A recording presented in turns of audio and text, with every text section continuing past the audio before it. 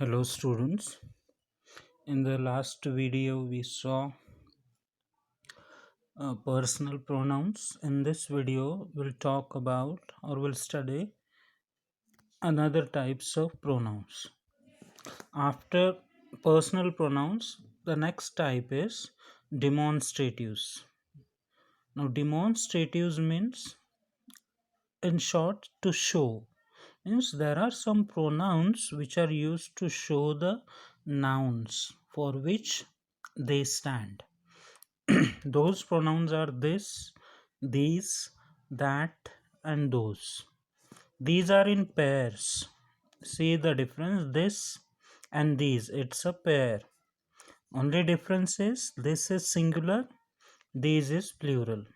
And both are used for objects at hand. At hand means now the pen is in my hand. So I must say this is my pen because it is very near to me. And if there are two pens in my hand, then these are my pens. So that means this is singular, this is plural. And for nearer things, they should be near. If suppose it is at some distance, I can't say this is my pen. And that and those, next pair, that is singular, those is plural. Now it is for objects at a distance, means there is difference between the speaker, distance between the speaker and the object. For example, mobile. Now that mobile is at some distance, if I keep it at even some distance, then I must say that mobile, that is my mobile, because it is at some distance. But if it is at in hand, then I can say that is my mobile, because it is, if it is at in hand, then I must say this is my mobile. So I hope you got the difference between this, that, and these, those. Next pronoun is relatives and interrogative pronouns. Words like what, who, whom, whose, which are used as relative and interrogative pronouns. Now, what is the difference between relatives and interrogative pronouns? Same words are there, only difference is when it is an interrogative pronoun, it appears in the beginning at the place of subject.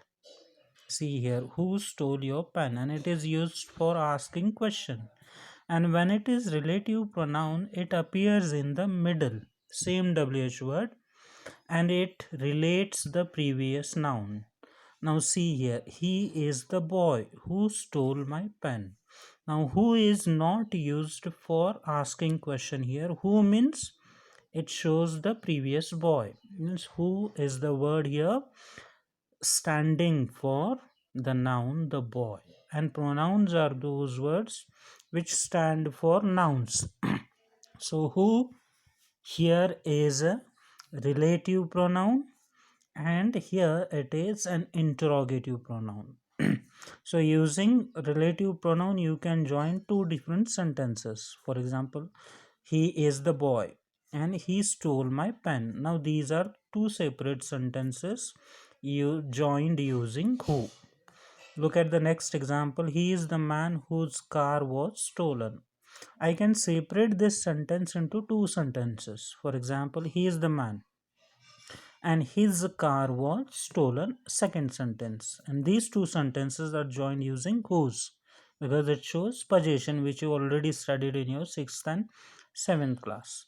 But here whose is this car, whose after that verb. So here it is standing for the object and person.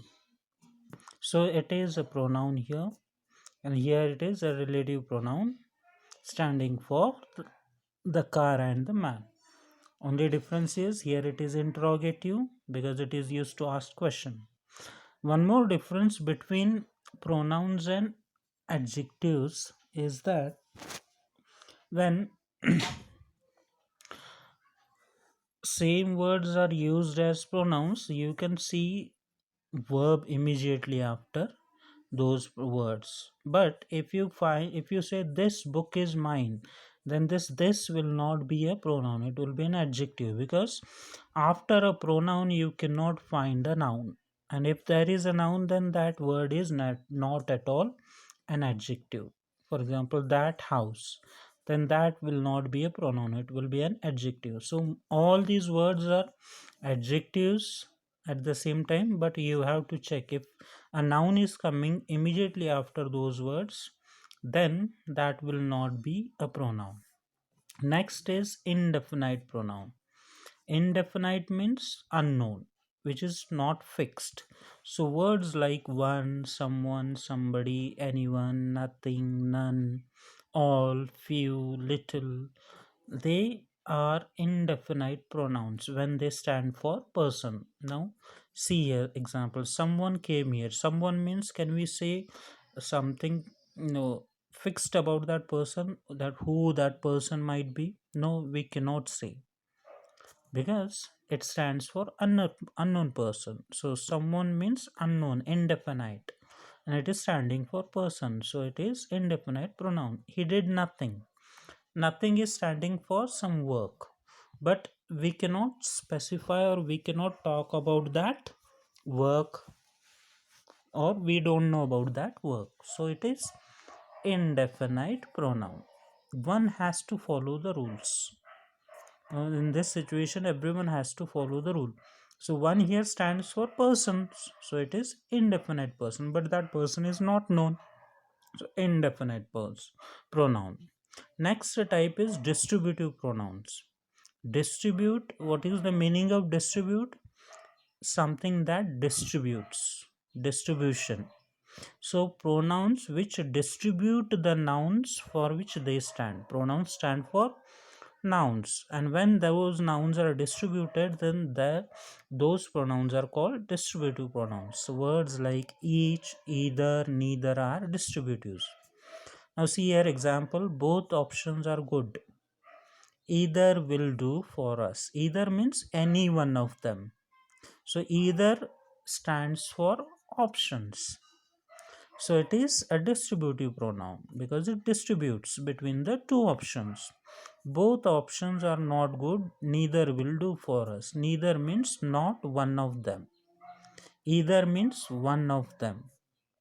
So here neither stands for again both the options. So each, either, neither, every are distributive pronouns. And last type is reciprocals.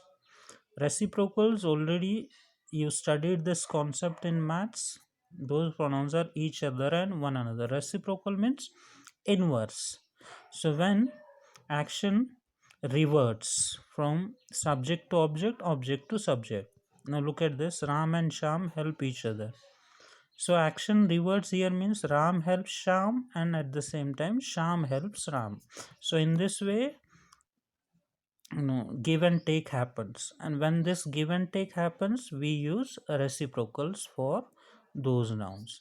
Now Ram and Sham, only two persons are there, for that we have to use each other. When only two persons are there, we have to use the reciprocal pronoun each other. And if more than two are there, the friends helped one another. Here more than two are there, so one another. I hope you understood this lesson. I'll post the homework based on this. Thank you.